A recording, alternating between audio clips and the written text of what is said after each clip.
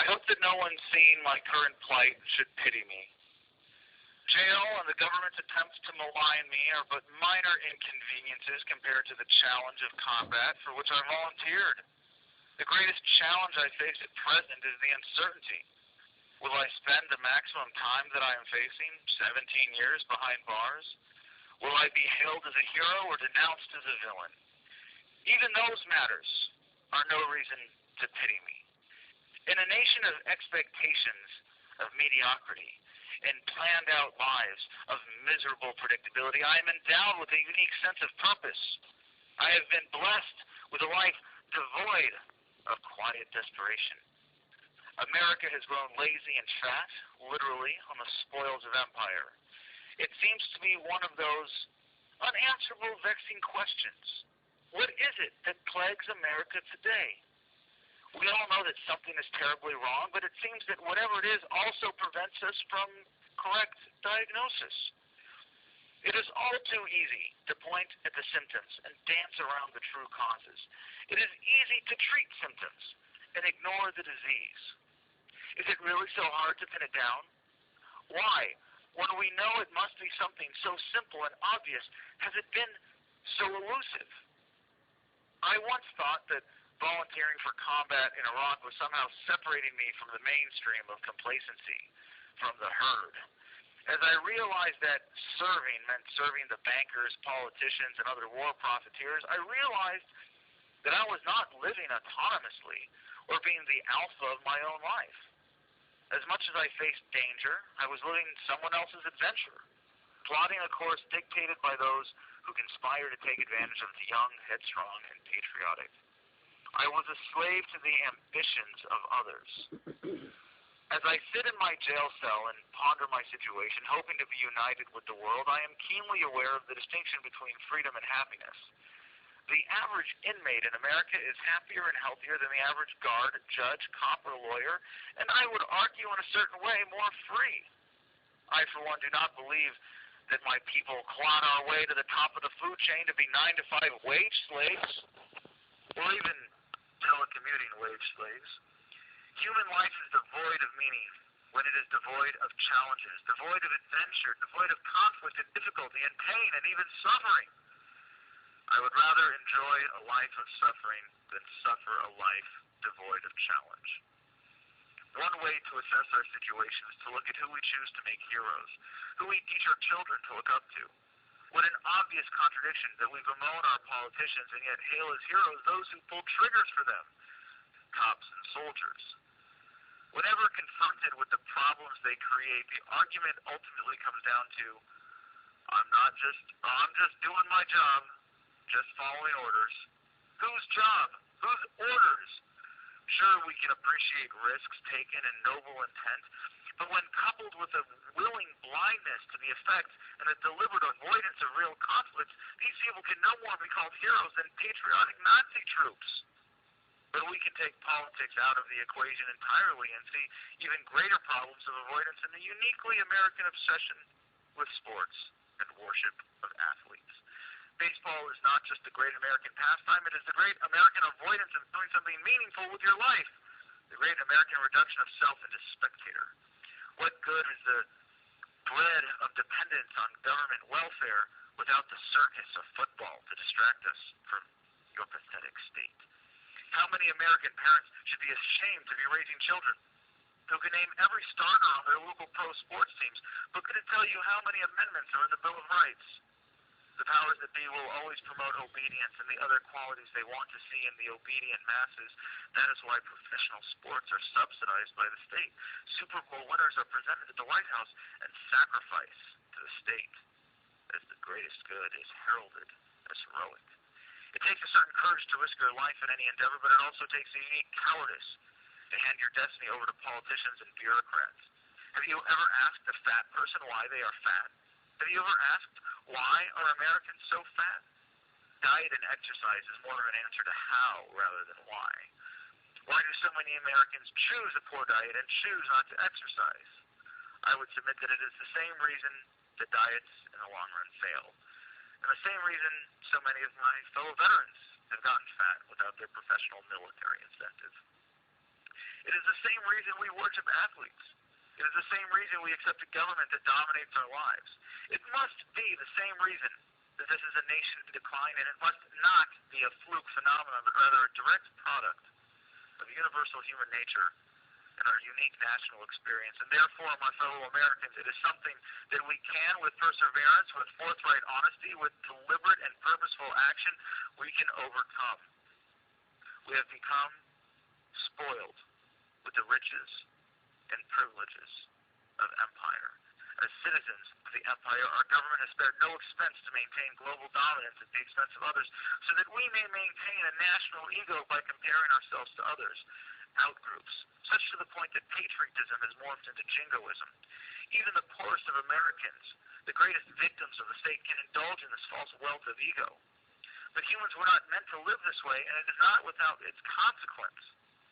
As Thomas Paine said in Common Sense, quote, "The rich are in general slaves to fear, and submit to courtly power with the trembling duplicity of a spaniel." And yet, even as the purchasing power of the average American income continues to decline, we remain slaves to fear. And of course, we dare not challenge the source of that false wealth and patriotism, our national institutions that hold us in bondage. Thus, we have been overcome by a culture of cowardice. It is the natural result of the wealth of American history, and I say it is the root of all our problems. Clinging to wealth, real or imagined, at the expense of living well, at the expense of living courageously, at the expense of happiness, induces an ironic poverty of the soul. While we may see this now as a uniquely American problem, it is one that all cultures in this phase of human history must confront. We are coming to the point of what some refer to as a post-scarcity economy. Technological productivity will make us so wealthy that we will all be tempted by the comfort of cowardice and the tranquility of servitude. For those who choose cowardice, the chains of fear will not rest lightly upon you. We are citizens of a brave new world, and in that which matters most, fortune favors the bold. And today is Thursday, September 6, 2013, day number 55 of my incarceration, nearly all of which spent in solitary confinement. I have now slept in 10 different cells in 4 different facilities, and now I am at the CCA-CTF in Washington, D.C., and I have a new address, and I'm so greatly appreciative of everybody who has sent mail and donated, and when we get past these legal difficulties and the legal expenses are covered, all money is going to go towards a jury nullification campaign. And wow, I am just so excited about this opportunity that the government has handed us to spread awareness. And if we can make sure that everyone in the District of Columbia is informed of jury nullification and the significance of it, and standing up for each other as Americans against the victimization of the state, we can make this a national story. We can make jury nullification common knowledge in America and fundamentally change Americans' relationship with government. So stay tuned to get ready for a big campaign here, the biggest we've ever seen in America around jury nullification. If you want to send me mail, we're just going to be bypassing the jail mail system entirely. I don't want to burden them too much. I've gotten too much mail through them, and I don't want to trouble these fine guards here that are just doing their job. So from now on, I'll only be sending and receiving mail once a week, but it'll be going through my attorney. So you can send me mail addressed to Adam Kokesh, care of Peter A. Cooper, Esquire, at 400 5th Street Northwest, Washington, D.C. 20001. If you want to send me books, you can still send them directly here from the publisher at number 338454 SMUB 1901E as in Echo Street, Southeast Washington, D.C. 20003. And for more information about that and my status here, you can go to cca.com. And I have to say, I'm at a different facility where it's at least a lot quieter now, and I'm able to get some sleep, which is very much appreciated. But I had an interesting episode. The day I got let in here, I saw an inmate being led to his cell by 3 guards in what was clearly a chemically induced stupor. He had long strands of spittle hanging from his mouth and was wearing a foam helmet. But a 4th guard was following with a video camera, so at least I know that if they decide to give me a chemical lobotomy, it might make for a good YouTube video someday. And it's I had my first chance to get outdoor recreation since I've been here. I've been able to work out in my cell, which is all right. Of course, kind of limiting. I haven't had any access to weights or anything like that. But I did get some sunshine for the first time in almost 2 months, and just got to lay out and soak it in. And the weather here, apparently, from what I hear on the radio, has been very nice. And it was wonderful. Now, I don't have a whole lot of time, but I do want to say just one thing about about current events regarding Syria. I mean, I shouldn't have to tell any listeners of Adam versus the Man that this is obscene, but it really is surreal to see John Kerry, who got his start in politics as a member of Vietnam Veterans Against the War, and Barack Obama with the Nobel Peace Prize, against the American people and against the entire global community except for France, saying we need to go launch military strikes in Syria. I've been called the John Kerry of the Iraq generation, and I used to be embarrassed by that, but now I'm going to take it as a serious insult. So one of the consequences of getting transferred here is that my mom, who was scheduled to visit, was denied her opportunity. But I do have regular phone access now, and with Jeffrey on board, I should be able to do regular podcasts, so please stay tuned for this and more. And I just have a message to everybody that's helped out with the team for Adam versus the Man. Now that we're going into hibernation mode, to Lucas, to Daryl, to Jeremy, to Ed, to Liz, to all of the super fans, who work just as hard, just as passionately, who care about spreading this message, to George Donnelly with Shield Mutual. I'm so grateful, and I'm sorry that we weren't better prepared for this organizationally, for me to get locked up and to keep things going as we could have. But I hope that you'll keep spreading the message. You'll keep taking advantage of this as a teachable moment. Make sure that people know there are political prisoners in America.